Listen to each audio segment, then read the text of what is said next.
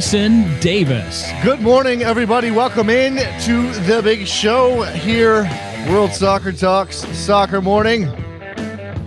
Live on a Thursday, the day after a U.S. men's national team game, which I expect means we'll be rabbling a bit today. A 3-2 loss for the United States against Denmark in Aarhus. Yesterday, 3 goals from Nicholas Bentner, which I think is the biggest shame of the whole thing, right? The fact that Nicholas Bentner scored a hat trick on you, I think that means you have to quit soccer forever and are doomed to wander the wilderness. I think that's what that means. We'll have to check on the rules in the FIFA bylaws. But I'm pretty sure the United States does not feel too good about that loss yesterday, especially holding a lead with, 10, 15 minutes to go in that match?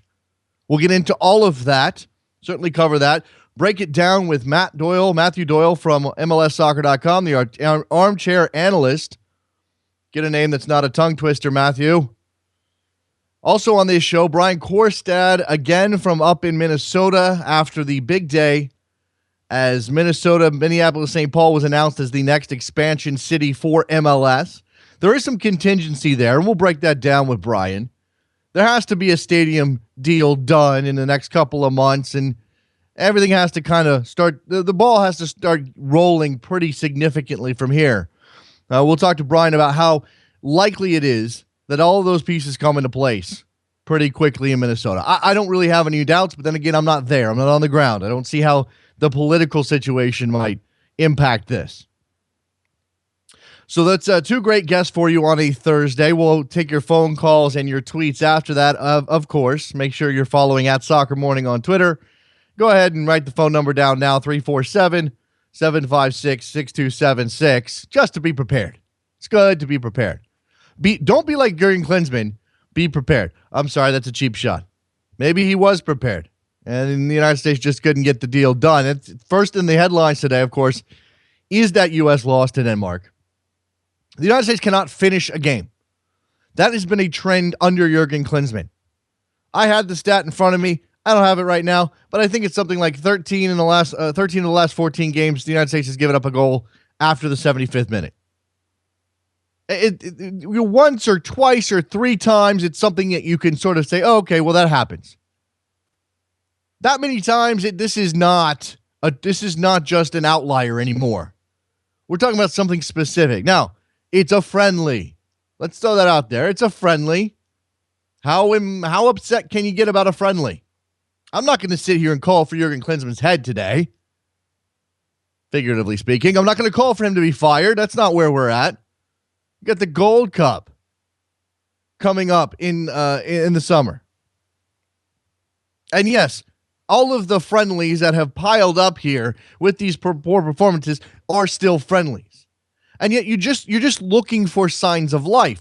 The other stat bouncing around yesterday, and again, I should have this cited for right now. I should have this written down somewhere. But something like in the first half, the United States had 43% possession, which was the lowest number since something, whatever. Doesn't sound good. It's not that Jurgen Klinsmann deserves to be fired right now. So we want to see some progression here. And something I also took out of this match yesterday, and the Twitter response to it, which of course, Twitter is a vast wasteland of snark and anger and upset during a men's national team game where they're not doing that well or they don't win. They certainly weren't playing well, despite a very nice goal from Josie Altidore. Okay, long ball, took it down, scored well. Great ball from Michael Bradley to Altidore, which then he left off for Aaron Johansson, probably because that first touch was a little big. But very nice goals. But then you concede 3. You don't keep the ball very well. You end up with a lot of long ball tactics, which again is the antithesis of what Jurgen Klinsmann has been preaching. Again, I read Matthew Doyle's column last night in the aftermath of this game. We'll break down all of that stuff with him. Should be a fascinating discussion. It's just you wonder, when does Jurgen Klinsmann start to be responsible for the fact the United States isn't doing what they used to do, which is at least be competitive on the possession side, was at least show some fight. Bob Bradley got fired because, hey, he couldn't start well for a while, and then things started going poorly. He tried to change some tactics. It didn't work. I'm not saying he's a better coach. I'm not saying go back to Bob Bradley. I'm saying that as you head into the spring here and then subsequently the summer, there are some reasons to be worried.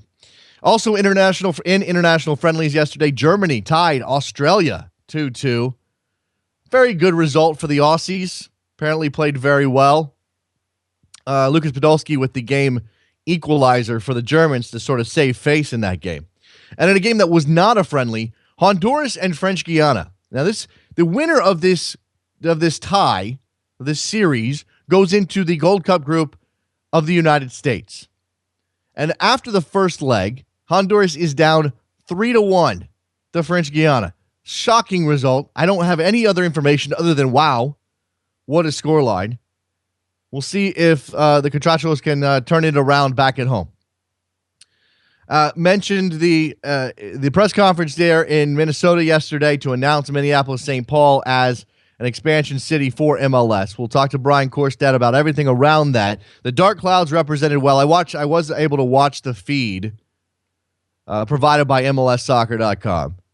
I came away extremely impressed, not just by the support there from the Dark Clouds and other gathered fans, but by Bill McGuire. Extremely impressive guy. Seemed very humbled by it.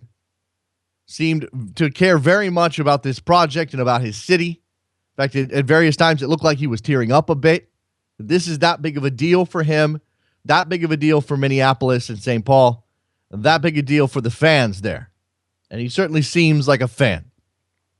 So we have every reason to believe that this will be a success in Minnesota. And again, it depended on getting the stadium deal finalized, and they aren't quite there yet.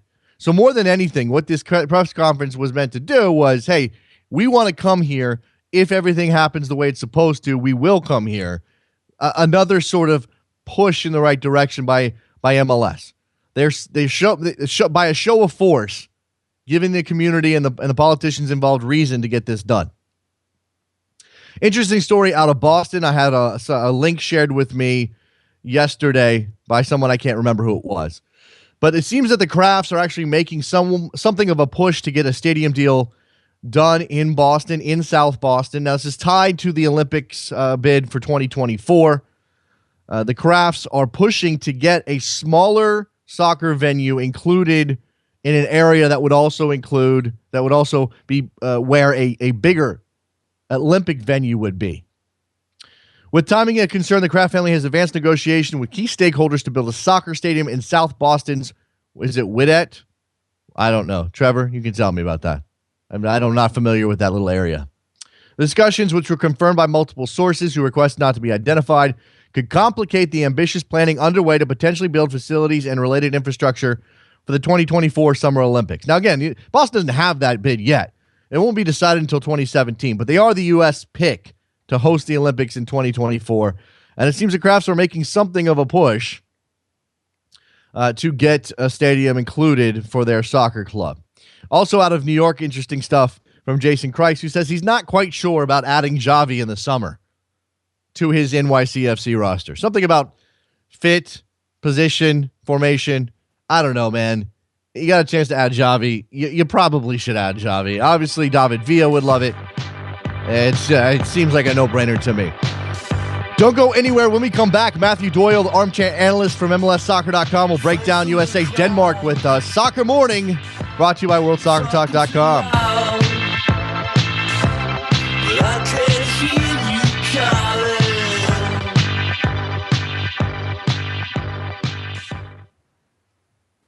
The best way to watch the greatest players in the world, including Messi, Ronaldo, Neymar, Zlatan, and Pogba, is on Dishworld's exclusive broadcast of BN Sports.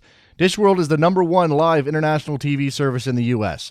It's a safe and legal streaming service that delivers your favorite sports and more to your TV, tablet, phone, and computer.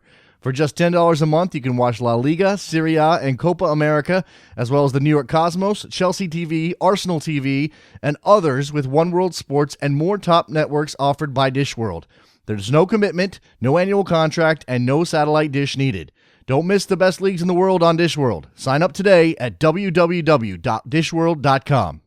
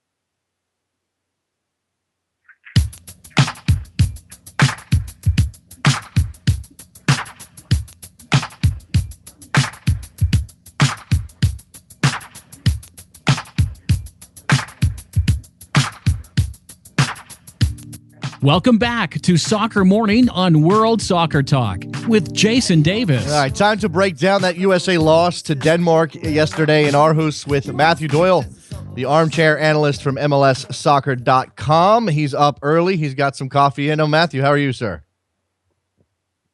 I'm hanging on by a thread at this point, but the day is just beginning. So another half cup of coffee and I'll be all right. All right. So, you filed your column last night or yesterday in the aftermath of this loss. The United States at one point had a lead that maybe we thought they could hold, although the pattern's been that they don't. But more than that, Matt, I think what we're focused on and what fans are upset about is the way that the U.S. is playing more than anything else. Yeah, it's been inconsistent and directionless. If you compare the words that Klinsmann says to the way the team is actually playing, it seems kind of haphazard. But then I think if you really look at what he's done over the last 2+ years, I would say this is actually what he's been building toward. He's building toward a completely reactive, kind of a bunkering team. It's how we played at the World Cup. It's definitely how we played against Colombia, even Honduras a little bit in these post-World Cup friendlies. And if you look at the players he calls in, he generally tends to favor either big athletes or big effort guys over the skillful guys. And so this is, to me, I think yesterday was definitely the plan for Klinsmann. I think he wants to build a team that can run all day, can bunker, and can sort of just counterpunch. And you know, the idea of proactive possession soccer is a faint memory at this point. But that's not the message that we got, certainly in the beginning, and it's been a little wishy-washy because that's what that's how he's been. But it still seems like that has always been the promise. If that's not the direction he's going, then why are they paying Jurgen Klinsmann millions of dollars to do something that Bob Bradley and Bruce Arena could do? Well, I mean, that's the question. That's the $2 million question.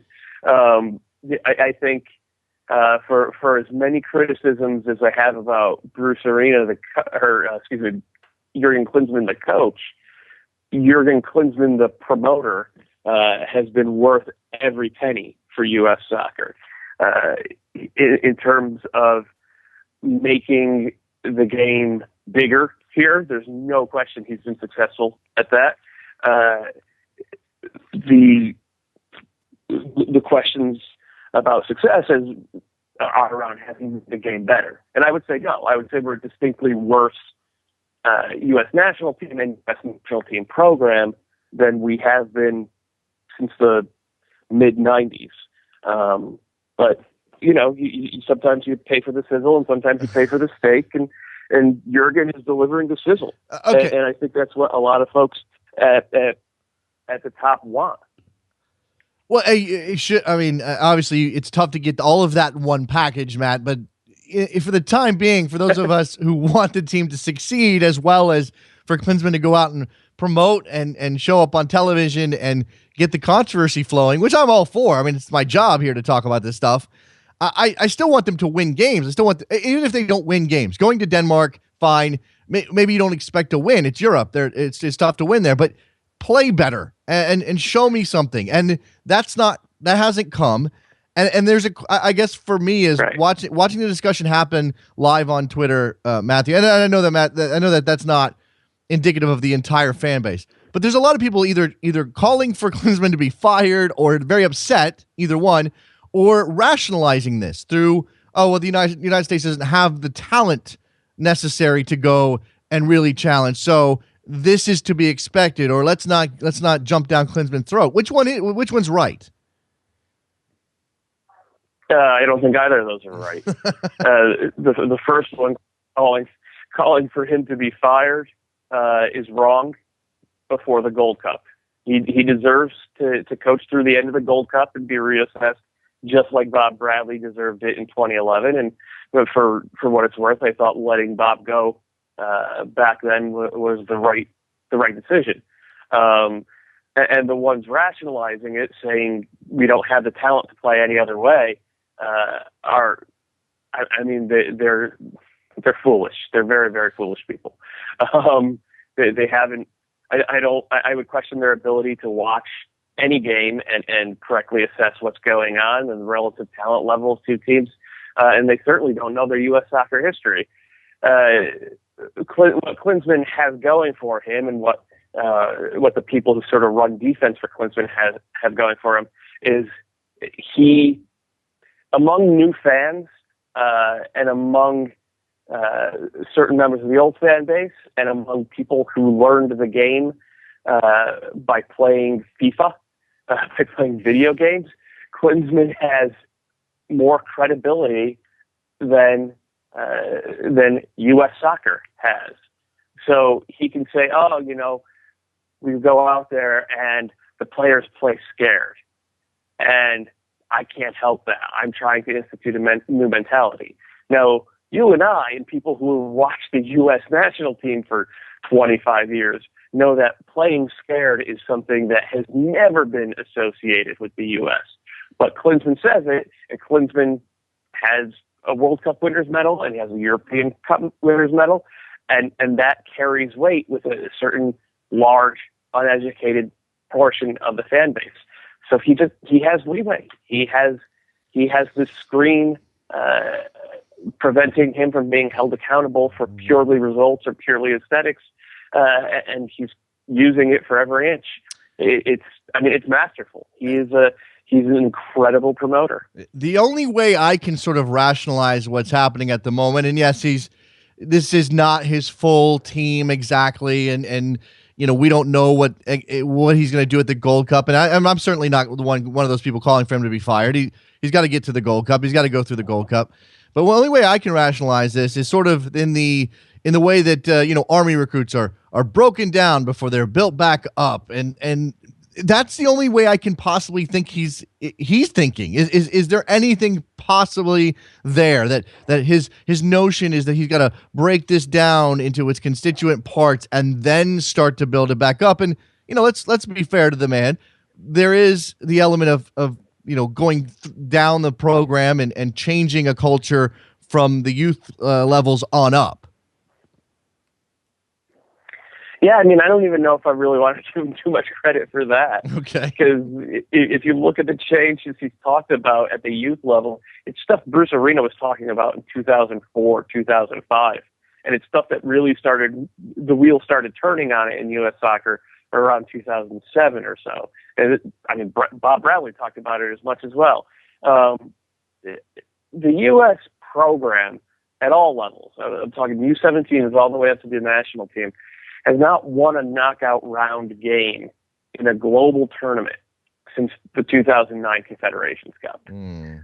So if you want to give Jurgen Klinsmann credit for something, you need to, I'm saying the general you, I'm not putting this on you, I'm saying the populace needs to understand the lack of accomplishment that we've seen at all levels over the last 4 years. And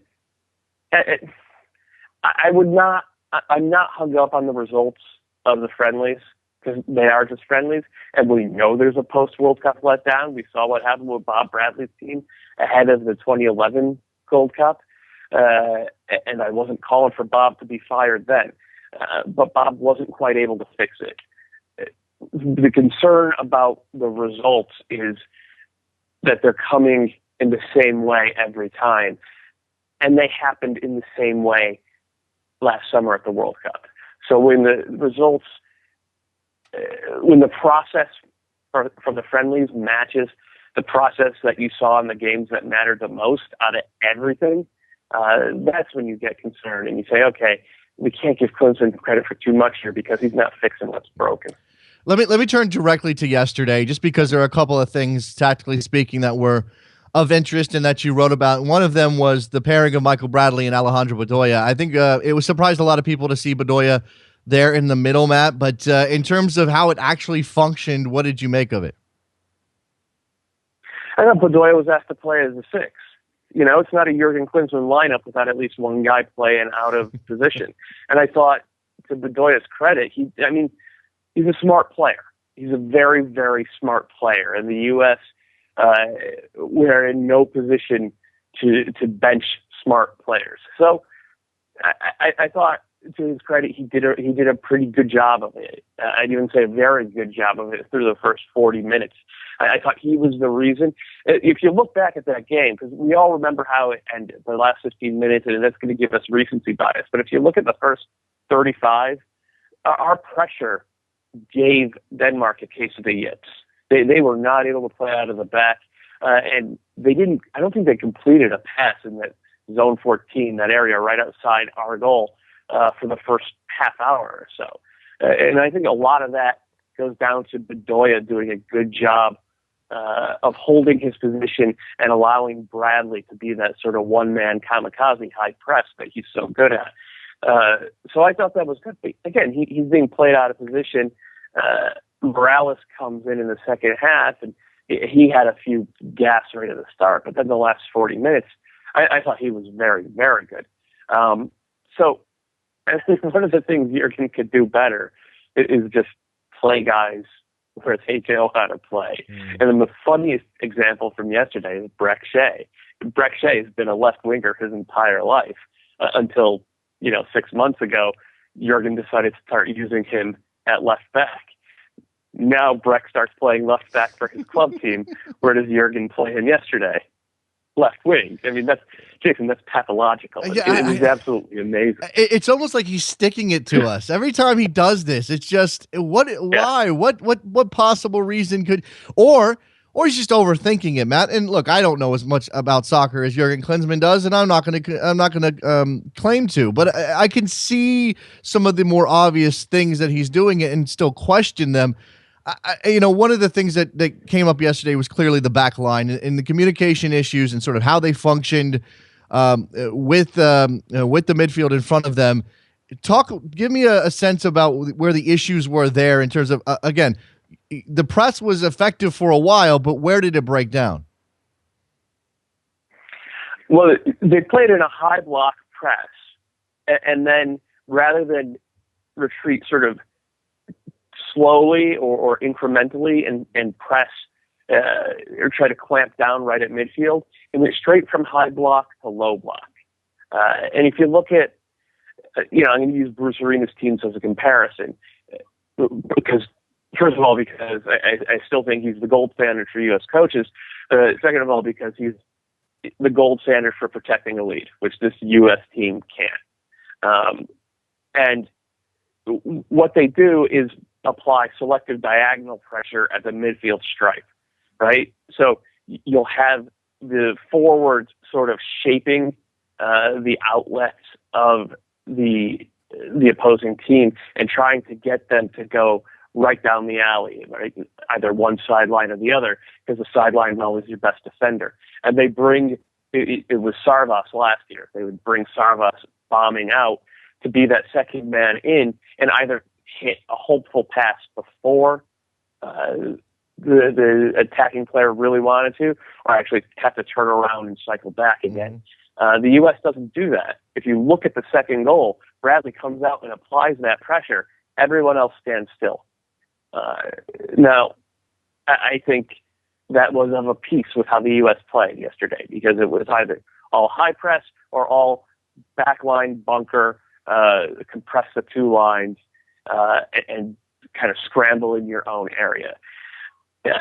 I don't think it's been that clear in the previous games that it's been a front to back tactical kind of cluster F. But it certainly was yesterday in the last 15 minutes.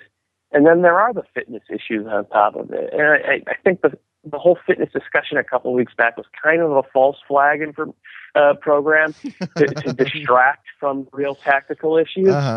But like Michael Orozco, who's been a pro for a decade, who's been in the national team pool for 8 years, who plays for a club that plays their games at 7,000 feet elevation. Michael Orozco was waving himself off because he was exhausted by the 80th minute yesterday. So I mean, I don't know what's going on in training, Jason. I suspect it's like a Bataan death march every day or something, because the U.S. has always been a great fitness team. And there's a point, it's not, I feel like if you practice skill work every day, you're just going to keep getting better and better and better. With fitness, there's a point of diminishing return. Yes. You don't get better and better and better. Eventually, even the best athletes in the world get freaking tired. And the U.S. has repeatedly been a tired team down the end. And again, this is something that if it was only happening in friendlies, okay.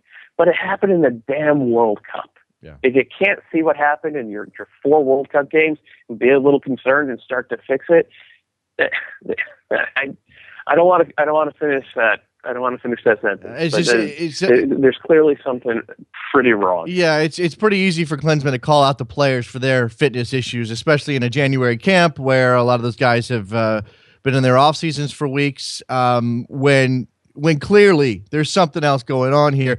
And I'm coming back, and I got to let you go, Matt, but I come back to that quote from Philip Lahm when he sort of ripped Klinsmann for his time at Bayern Munich, where he said, hey, all we did was fitness. We never did any skill work, any tactical work in training. And I believe Klinsmann to be stubborn enough that he hasn't changed his ways.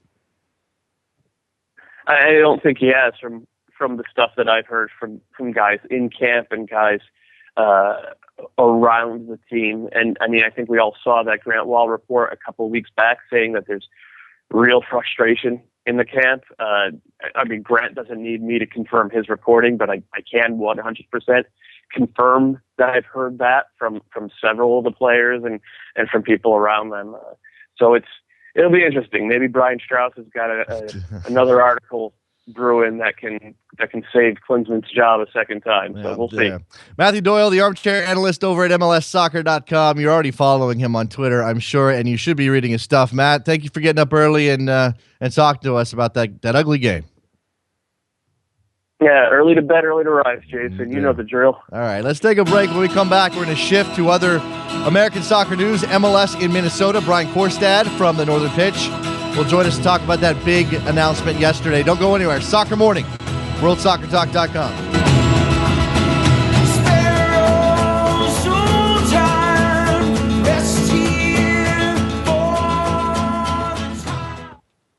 The best way to watch the greatest players in the world, including Messi, Ronaldo, Neymar, Zlatan, and Pogba, is on Dishworld's exclusive broadcast of BN Sports. Dishworld is the #1 live international TV service in the U.S. It's a safe and legal streaming service that delivers your favorite sports and more to your TV, tablet, phone, and computer. For just $10 a month, you can watch La Liga, Serie A, and Copa America, as well as the New York Cosmos, Chelsea TV, Arsenal TV, and others with One World Sports and more top networks offered by Dishworld. There's no commitment, no annual contract, and no satellite dish needed. Don't miss the best leagues in the world on Dishworld. Sign up today at www.dishworld.com.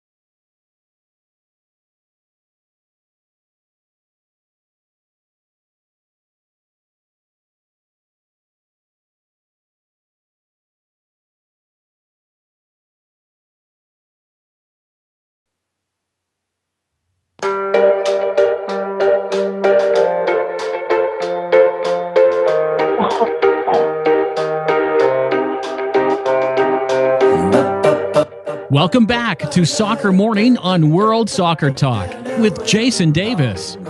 Big news out of Minnesota yesterday as MLS formally announced their intention to put an expansion team in the Twin Cities. To talk about it, our friend from up there in Minnesota, the North, I've been told, Brian Quarstad from northernpitch.com. I am Soccer News on Twitter. Brian, how are you?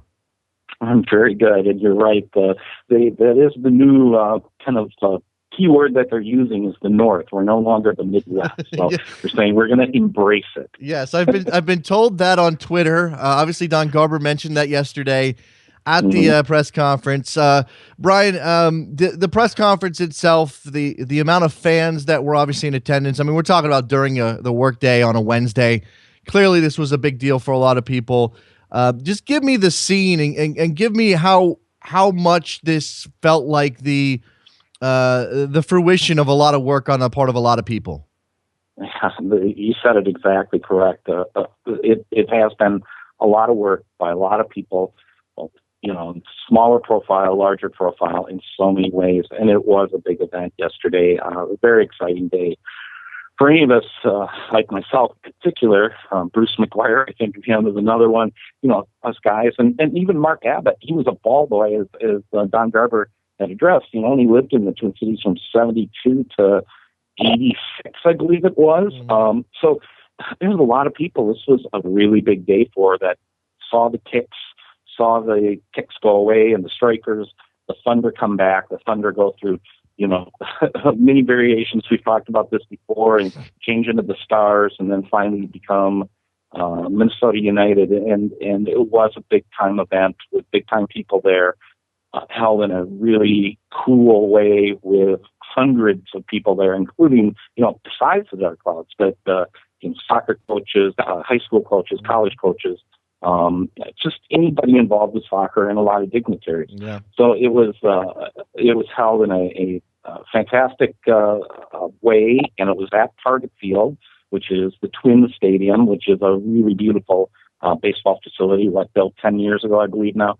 Right, very close, only about 2 blocks away, where Dr. McGuire would like to build this soccer-specific outdoor stadium. I will come to that and what needs to happen in terms of the stadium in a second, but you mentioned some of the dignitaries. Obviously, Rob Stone was the MC, and he pointed out Tony Sane, who was there and is a Minnesota guy. Landon Donovan came up, obviously, for the event, sitting next to Manny Lagos. And I imagine somebody who wasn't there, who would have loved to have been there, Taylor Twellman, who's got ties to the Twin Cities. Right. The people who spoke, I mean, Rob Stone, he's a funny guy. He set the stage. Don Garber does this pretty well. But Bill McGuire's speech, and I don't know that he was entirely comfortable. I'm sure he's given many addresses to many people in terms of his leadership in his career. But he seemed honestly touched by all of this, and he seemed honestly, emotional about this situation. Brian, he did, and that's genuine. I've gotten to know him a little bit. I can't say a lot, but a little bit. I've been able to sit down at dinner with him at one point when he was kind of picking some brains with some people up here about soccer in this area. He's known really well for asking a lot of questions, asking, I was trained in the Deming method of management years ago, and it's like SME, subject matter experts, and that's how he looks at people that have been around the game for a long time, that know a lot more about it than he does. So he wants to learn from him. He's an observer. He's always watching. But he truly, I had done a one-on-one interview with him the day before for a profile I'm working on, and he is genuinely touched by this. I mean, every time you hear him talk, he speaks of community, almost always. He always is kind of, he's been a big philanthropist up here, and he's always looking for the good of the community and how things can tie people together. And he loves the city, and he loves the vibe that's happening in Minneapolis. And so he was genuinely touched by being honored, as he said, with this Major League Soccer franchise. And I think the responsibility that comes with that, as well as he has told me, the people that he's bringing on board, he really likes as people, as individuals, not just because they're putting money in, but because they look at this whole thing as a greater good, bringing in first and second generation immigrants, bringing in marketing to a different demographic than all the other sports had pulled in before, to the millennials, to all these inner core young people. So he's excited about that. He's excited about the investors that he has coming on. And not all the investors were announced yesterday. I know of at least one that I've heard of that wasn't announced, and I believe he still may be bringing in a few more people. You're not going to drop that nugget here? I will not. Not today. Well, okay. Well, give me a sense. I mean, again, it was Bill McGuire's show, and then give me a sense of the other people involved and their ties to the community and what they bring to the table. Well, I mean, that was mainly what they paraded out there yesterday. But again, what I said here earlier, I mean, there was a lot of journalists there yesterday, and all the TV news channels were all represented, of course. A lot of college coaches, high school coaches. I was kind of touched to see that. It shows you how old I am. But a guy that I coached years ago is now a high school coach, varsity coach. He was there, and he took his team to the finals in Class A last year. So, I mean, it's this generational thing, and all these people. And, Buzz Lagos was there. What a great day for him to share with his son. He started so much of this after. I mean, he was actually a scout for the Minnesota Kicks. That's how he got his start up here before with Freddie Goodwin, the coach from the Minnesota Kicks. So there's just this whole group of people, and it's kind of like a who's of soccer, and then some dignitaries too. But there was also a few people missing, which you would have liked to see, which was like the governor of Minnesota or the mayor of Minneapolis. You would think that Betsy Hodges would be there, and she was not there. This probably revolves somewhat around the financing and something we can get in more to if you want to. But the city of Minneapolis is on the hook for a lot of money for that big cathedral that the that the Vikings are building, and they want the team to play there. So does the state of Minnesota, and Major League Soccer. I mean, by coming in yesterday, I think that was the big thing. They were making a definitive statement. This is the group that we want, and this is the stadium and how we want the stadium built in a great area. And I think that was a big portion of why they were there. So we will talk about the stadium push, because obviously Dr. McGuire mentioned the farmers market area. I'm obviously completely ignorant of Minneapolis geography, so you'll fill me in on that, Brian. But as you said, the Vikings are getting a new building. The Twins have a very new building. I know the University of Minnesota has their own building. I don't know how much public money went into that. This has been a rash of stadium building in Minneapolis. And then the question is, or Minneapolis, St. Paul, and the question is, does that have a negative impact? Does it really cause a problem for Minnesota United and this ownership group to get their building done? Does it cause a problem? That's another question. Has there been a rash of stadiums? Yes, including St. Paul just built in the Lower Town area, which is their a little more hip area, a baseball stadium for the St. Paul Saints, which is like a 7th division team, but they are kind of a thing. When the Twins were playing in the Metrodome, they were the only outside team. So for years, they've been around for a long time. They were playing in this kind of crappy stadium, but it had this kind of quirkiness about it. A train would go by all the time when they were playing, and now they're downtown, but they've got a lot of money on that stadium too. So there's a ton of stadiums, and yes, is there stadium fatigue? Absolutely there is. But there's also this push that a lot of Tom Bakke from the legislature, the DFL leader, was, I don't know any other way to put this, but kind of in bed with the Vikings. I mean, he has really supported the Vikings all the way along. And he's the one that's saying, absolutely, there won't be any money going to any kind of public stadium from the state. And yet, like today, we found out that he's making a push now to get tax breaks for the Super Bowl that the NFL is requesting. So on the one hand, he's saying, no, we can't do any of this. On the other hand, he's continuing to extend these corporate tax breaks to the NFL and the Vikings. So, originally when these things came out in the newspaper, it seemed like the Star Tribune, our biggest newspaper, was very much kind of, well, they're not going to get a stadium. But now we're starting to see more positive comments or articles, from the Star Tribune and other publications too, looking at the positive aspects of the stadium and who it serves, and that Minnesota United probably won't be asking for much money at all. And this is what we're hearing, that it would principally be a privately financed stadium with some public money for infrastructure around the area, because they have this great plan, and this is the area you'd asked about, what we had called the North Loop, but now they've come up with, it's actually the west end of the North Loop, which is just a little bit out of downtown Minneapolis. Okay. It's all this old warehouse buildings and that have been converted recently. It's the fastest growing area of downtown Minneapolis, period.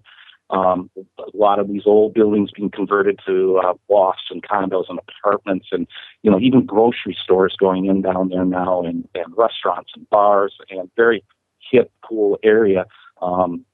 And they're talking about building on the west end of this. So now they're calling it the West Loop. That's the new term. In fact, I actually got a chance to talk to Jim and Bob Pohlad yesterday a little bit. They're owners of the Twins, and we'll also are investing in this, and they also own United Properties and put an option to purchase on the property that McCarter is going to build this on. So even they were not aware of this new term, East Loop or West Loop, but it's a great area. It's right by a lot of major transit, and they want to make improvements. Like Bill has told me personally, and then I heard him say it yesterday, I love the farmers market, and he likes to go down there and shop, and they have this kind of master plan with this group called 2020 Partners, and they have seen this whole growth for that particular area. So, that's kind of where we're at. Do we know much of anything after yesterday that we didn't know before? No, not really. We already knew where the stadium was going to be built. Most likely, if they build the stadium, we knew that it's probably going to be privately financed principally, but they'll probably be looking for some money. We don't know how much for infrastructure improvements. Yeah, that's always the kicker here. I mean, even when the money for the actual construction is going to be privately funded, you can't get away with putting an edifice that large in a city and not need to move some roads and change some, move some pipes and some power lines and all of those things. Right. It's certainly what DC United had to go through to get their stadium deal done. So I guess what I'll ask here, Brian, is yesterday's announcement was, hey, we've selected, we're partnering with Dr. McGuire and his group in Minnesota United. We want to be here, but this isn't necessarily 100% signed, sealed, and delivered until those stadium details come together. That is exactly correct. And Garver was even quoted as saying yesterday that while it's not 100% done, we still need to get the stadium deal done, and we're going to give them time to get that done. So for a little bit, they're back in a situation like New York and Miami. But I think the difference is here, they have land. They have land in a great area, right by all kinds of parking lots and major transit, light rail coming in, and a regular full train that goes out to the western, northwest, North Star commuter rail, buses, tons of buses that come into this transit center.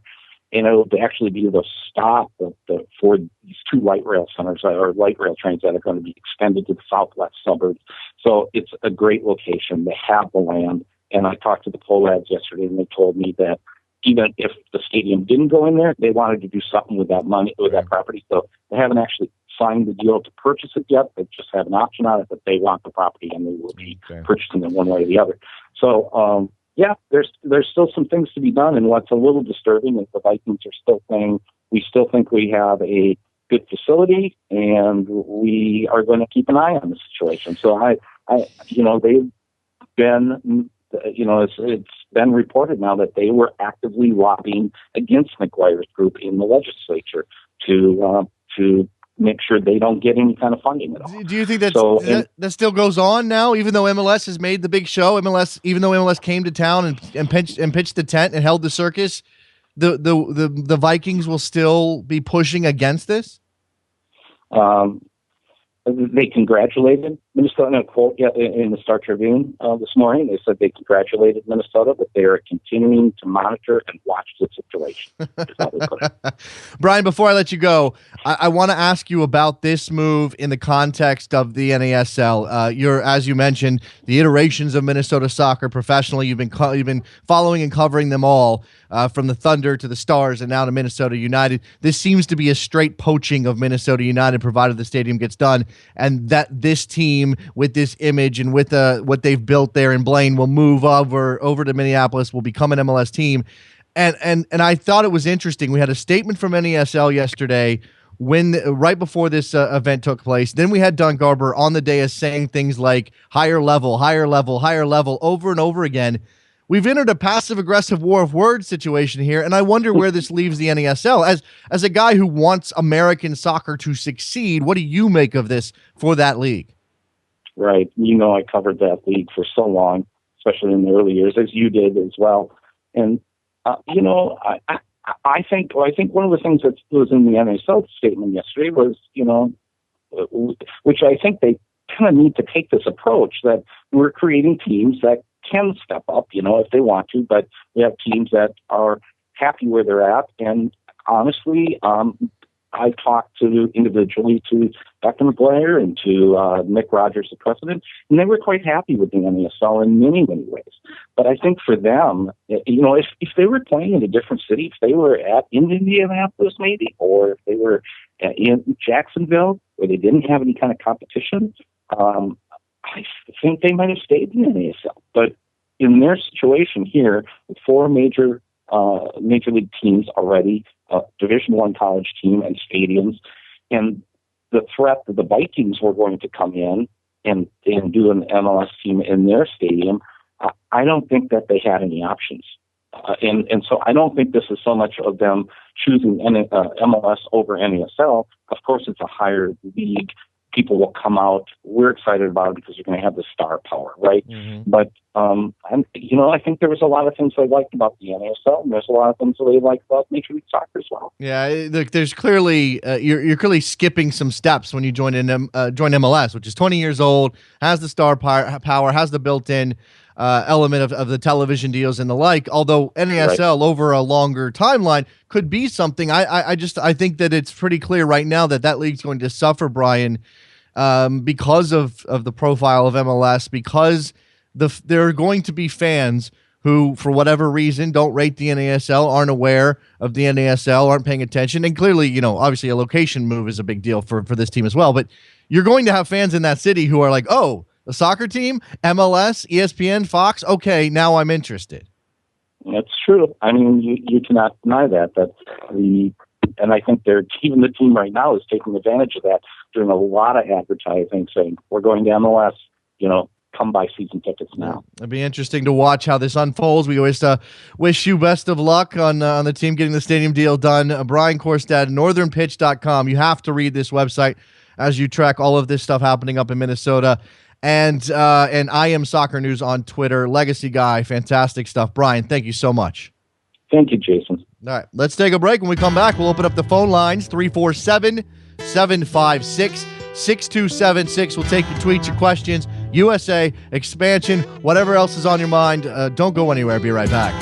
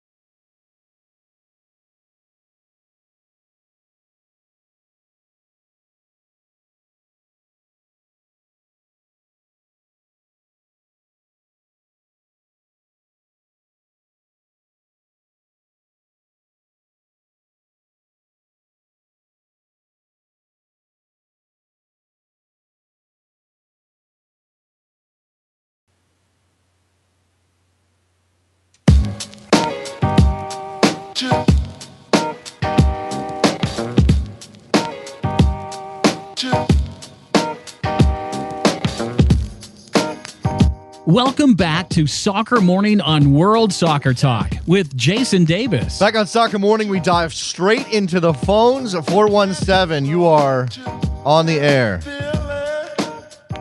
Good morning. Good morning. Who's this?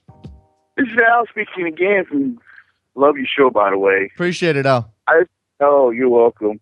Two things, first of all, congratulations to Minnesota getting I would like to say getting promoted to Major League Soccer, and I think it was deserved because I just think that the requirements for an expansion team, or if you want to get promoted to Major League Soccer, has to come from the grassroots up, starting from the USL Pro with fans coming on out, and if the owner is able to get enough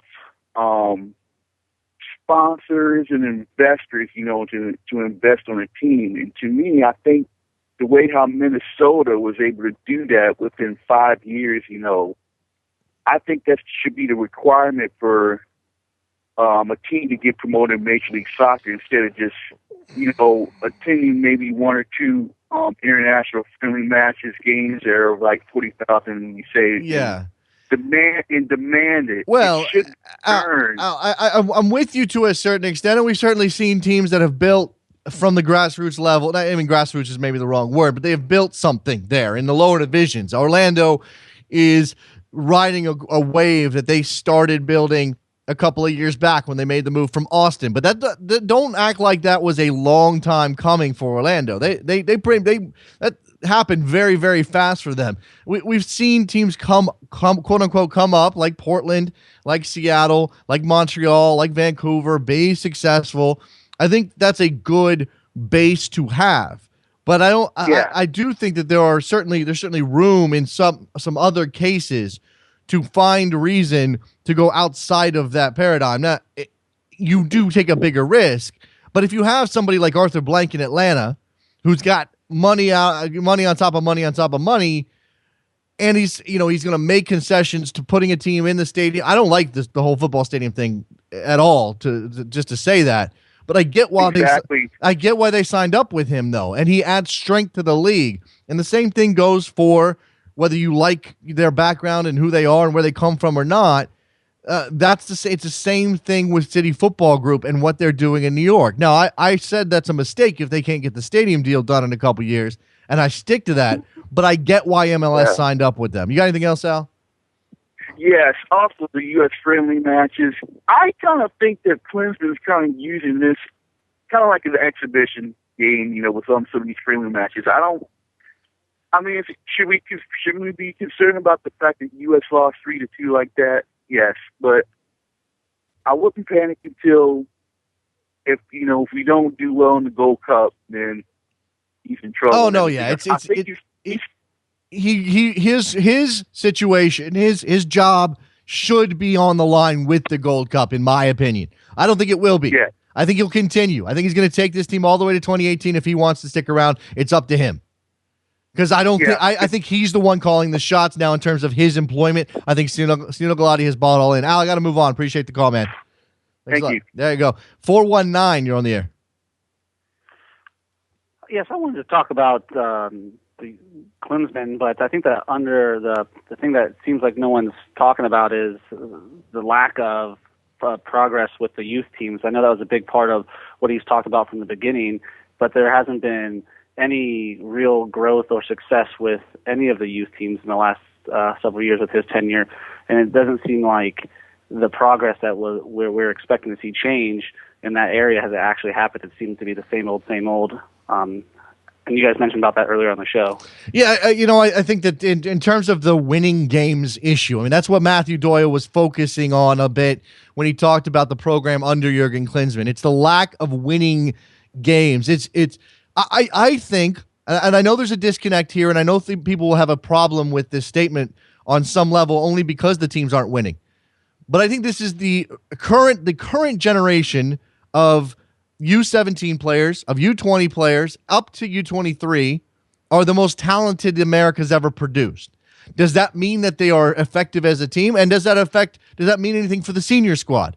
Somewhat, but not it's not everything. And clearly you have players who are only now dipping their toes into professional waters, who need experience, who aren't ready to contribute to the senior team. This is what scares me about the Getty and Zellem situation. This is why I think the way that Klinsmann handled Julian Green was wrong. I think he recognizes, now both of those players are dual internationals or have multiple options. Julian Green was certainly raised in soccer in Germany.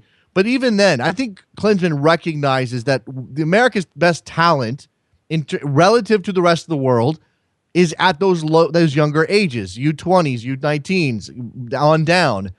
I think he wants to rush that generation, and I think it's a mistake. But he is also not taking advantage, and maybe he's distracted. He's not taking advantage of what he's got at the senior level and making them the most cohesive, most effective team he can, because he's trying out a bunch of stuff, and he's throwing a bunch of stuff up against the wall, and he's rotating his player pool over and over and over. And I understand it's a friendly, and it's ultimately an exhibition, and you can use it to find players that you're going to be relying on. But at some point, you have to play at least a couple of games to get yourself together ahead of those tournaments. Anything else? Yeah, I agree with everything you're saying. It's just it's the same old Richie Williams is the coach, doesn't get, have to go to PKs against Jamaica that qualify for the World Cup. I mean, the winning the games is a large part of it, but even just if you watch the qualifying and watch the matches, teams don't get better as longer they spend time together. It seems as if they go the opposite way and they actually get worse. And as a team as a whole, I mean, individual talent, like you described, is absolutely true. I think it's as talented as it's been in a long, long time, but if not ever. But you watch them and you say, what kind of coaching are they receiving, and who's accountable for the performances on the field? And I think that's where I see a large lacking leadership from Klinsmann. I think it's interesting. Thanks for the call. I think it's interesting to consider whether the United States has had a shift from being a country that overachieved, say from 1994 when we hosted the World Cup. Even before that, obviously making the World Cup in '90 was a big deal. But whether we shifted from a nation that overachieved for about 20 years to a nation that is underachieving, not so much so that you're saying, well, we should be winning things and we're not. But certainly you could make the argument that there's enough talent in the pool to be more effective than this, to play a better brand of soccer than this. I'm not going to buy for a second that the way the United States played in those 4 matches in Brazil was entirely down to the fact that we don't have good enough players. I just don't know how to do it. Really? Michael Bradley in the middle. I mean, look, there are a lot of extenuating circumstances and factors involved. I come back to the fitness thing and whether or not Klinsmann's running him into the ground before every match. There's a lot of stuff here. Ray in Milwaukee. Hey, well, I was just, you got a short list? I know anytime the teams get in trouble, Sports Talk Radio always talks about short list. Short list in terms of replacements for Jurgen Klinsmann. Yeah. I'm not calling for him to be fired. I'm not ready for that. I do think that you can't necessarily to sort of hang on to a guy because, we don't really know who might replace him is the wrong way to go. Go find somebody to replace him. Hell, if Jurgen Klinsmann can't get it done in the Gold Cup, give the job to Andy Herzog for a little while and see how that goes. I don't know. Find an interim guy. I don't want this to be Mexico, but I also don't want this to be, well, who else are we going to get? There's nobody better out there. Somebody will want the job.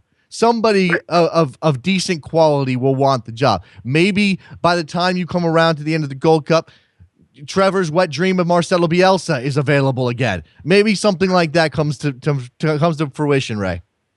Yeah, well, I agree. I don't want to fire him now, but I think when we talk about talent-wise, you could say that the team overall may be more talented than it's ever been before at all different systems. But I would say that every national team goes hills and valleys. And I think we've been on a trajectory when it comes to individual talent. Yeah. We're missing guys. I mean, if you took a time machine and X players like Claudio Reyna, Carlos Bocanegra, Landon Donovan, DeMarcus Beasley, those guys would be starting today if you took a time machine at the peak of their level. like I said, every national team goes through hills and valleys, especially when it comes to individual talent. We don't got that individual talent of a Claudio Reyna or a Landon Donovan. It's probably true on some level. I think overall across the board, it's a more talented American soccer base. But as you said, maybe aren't those individuals. And we are talking about a team that is ultimately 11 guys on the field at a time. So if you don't have a couple of those game-changing type players or those players who are lifting the entire level of the team from front to back. But again, you combine this, Ray, with questionable tactics. You combine this with issues of message in the locker room. You combine this with issues of overtraining, and this is what you get. And again, I don't know if the jury is out on Jurgen Klinsmann yet. That World Cup was a fascinating World Cup in a lot of ways, because while you could rationally say that they didn't play all that well, they certainly conceded too much possession. It was a lot of defending, et cetera, they got out of an incredibly difficult group. And that has to be in his column. I just don't know that you can reduce it, and this is the argument I've seen, if you can just reduce it to, well, he got out of the group of death. What do you want? Why would you want to fire him? He got out of the group of death. Okay, well, yeah, but there's got to be another more nuanced way to look at his tenure that involves more than just judging him on whether or not he got out of the quote-unquote group of death. Yeah, I would agree. Sometimes when it comes to great players, they're not the best coaches because it comes so naturally to them. It's hard to coach people who need to be coached up. I agree. In general. I agree. Thanks for the call, Ray. Appreciate it. If you got thoughts on the U.S. men's national team right now after the loss to Denmark, and remember they're playing Sweden in 5 days, go ahead and give us a call, Switzerland, 347-756-6276. I say it definitely is Switzerland. So you've got Denmark, Switzerland, then you got to think a little bit of a gap. Hold on, I got the schedule pulled up here because I was very interested to see what the United States has coming up on the schedule, because again, at some point, Klinsmann has to try to create a consistent, cohesive unit to go into the Gold Cup with. He's got to have it can't just be, I'm experimenting, I'm going to throw Ventura Alvarado out there, I'm going to throw this guy out there. He's got to have a notion of who his best team is, who his best roster is overall, and play at least a couple of matches, or hopefully a couple of matches, where that is the program. That's the idea. This is how we're going to play. This is who we've got. Not, oh, well, let's give that guy a shot. Let's give that guy a shot. The time for that stuff is coming rapidly to an end. So Switzerland on the 31st, as I said, in 5 days. Then you've got USA-Mexico game in San Antonio on April 15th, which I don't know that that's a game you can use to evaluate anything because of the nature of that match. We know it's a moneymaker more than anything else. Coming down to this, Germany on June 10th. So you've got a big gap, obviously. No games in May. You come to June 10th. This is where you're getting ready for the Gold Cup. You play Germany in Cologne, and then you open up your Gold Cup. Oh, I missed the Netherlands. I'm sorry. The Netherlands on June 5th in Amsterdam, then Germany on June 10th in Cologne, and then you go into the Gold Cup. And your first match is July 7th, so roughly a month later. So is the United States going to be ready for this? Oh, here we go. Here, I know what's coming here. Eddie in Brooklyn, what's going on? Hold on, what's coming? I don't know. I'm just messing with you. What's up? What's up, man? So first time in 386 days, Costa Rica plays at home tonight. But I'm calling because I got a bone to pick, not with you or Ryan Rosenblatt, but with Miguel Herrera. You always have a bone to pick with somebody. Oh, Eddie. Yeah, always. I always got beef. All right, so your beef with Miguel Herrera. What's up? He had the audacity to say that Costa Rica aren't accepting the role as favorites for the Gold Cup because they don't want to. And I don't think he remembers how CONCACAF caters to the United States and Mexico, and that's why we're not favorites for the tournament. Okay, look. I cannot deny that the United States and Mexico are favored by CONCACAF, and there's lots of reasons for that. I'm not going to say they're good reasons. Clearly, Costa Rica is on the rise. Clearly, they are the team that will scare Mexico and the United States the most, and they should be favorites. I mean, I think if you're looking at this from an unbiased perspective, you have to make Costa Rica favorites on paper. As you said, though, we're talking about a tournament that's going to take place in the United States where both the U.S., but even more so Mexico, have a home field advantage in terms of the crowds. Beyond that, Eddie, I don't even want to get into speculation as to whether anything untoward happens on the field, but I'm sure you have some thoughts on that issue as well. But you got to feel good, and so you think that they are right to say we're not favorites because of bias, because of history. No, I think we're not favorites because when I have to be at a quarterfinal in a stadium when it's a doubleheader and I'm sitting with 50,000 Mexicans during Honduras, Costa Rica, because they're waiting for their game against Guatemala, that's not necessarily home field advantage. I don't necessarily feel like I have an advantage there. So we don't have the opportunity to have 60,000 Costa Ricans screaming in the stadium because CONCACAF doesn't cater to us to make sure that we're always playing in Los Angeles or Houston or Chicago. All right. Calm down for a second, Eddie. Where should that game take place then? Look, it's a regional tournament. Why can't somebody else host it? They should. You're absolutely right. But then we talk about infrastructure. Then we talk about who can host it. Is Costa Rica ready to host it? I honestly don't know. We've hosted the UNCAF. So, I mean, okay. We've hosted tournaments before. Even if you want to do it just across Central America, maybe like 2 countries, or maybe Costa Rica and Panama host it kind of thing. It's a joke. They can only play these games in the United States, but even Canada gets to host the game against Costa Rica. The irony of it is that Canada's hosting the game against us, and we can't host the tournament. I understand your frustration. Obviously, CONCACAF works from a position of we want to make as much money as possible, and that's not just a greed thing, Eddie, and you know that. It's about funding programs, getting things going in these small countries, these little islands that CONCACAF has as membership. And look, as long as it's one federation, one vote, they are going to cater to those little groups. So that's fine. And as long as they do that, Mexico and the United States have to always carry the burden of being the favorites because that's how this region works. Period. I don't care how we look. On paper, 11-11, we are definitely the better team right now, more informed. I'm not going to deny that. But soccer is more than just on paper. You have to put the other factors into play. And the fact that CONCACAF always favors Mexico and the United States, and those factors is why we'll never be favorites. All right. Vincent Toronto's agreeing with you. He says, I agree with Eddie 100%. So what? The stadiums aren't all 60,000 seaters. The Gold Cup needs to be rotated like every other confederation. I'm not going to sit here and be the ugly American that says, no, we got all the stadiums. We got the best venues. We got the infrastructure. We should have the tournament every time. It's clearly a problem.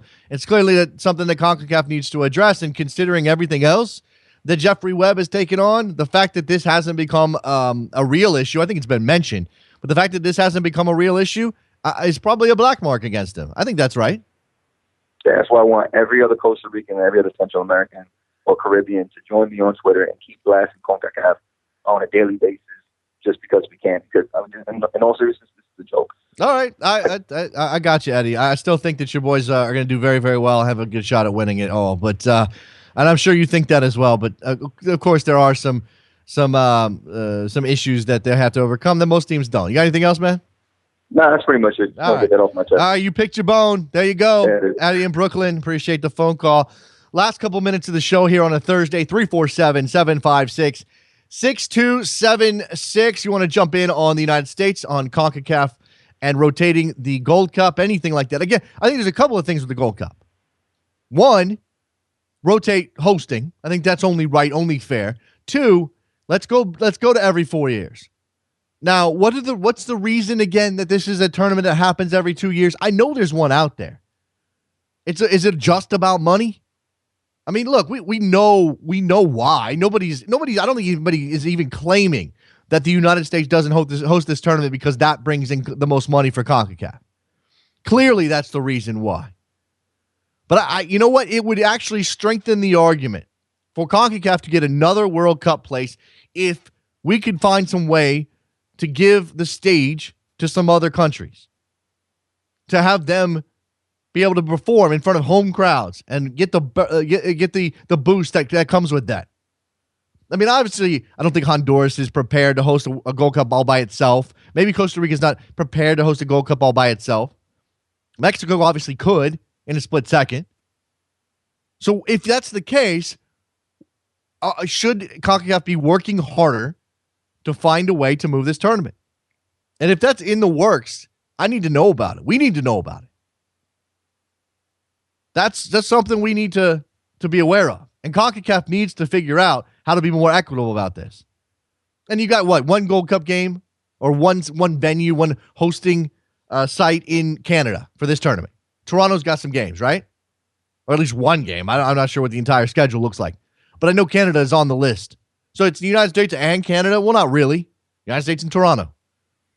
So maybe take it down. Host some games in Mexico, but give a few to those other Central American countries.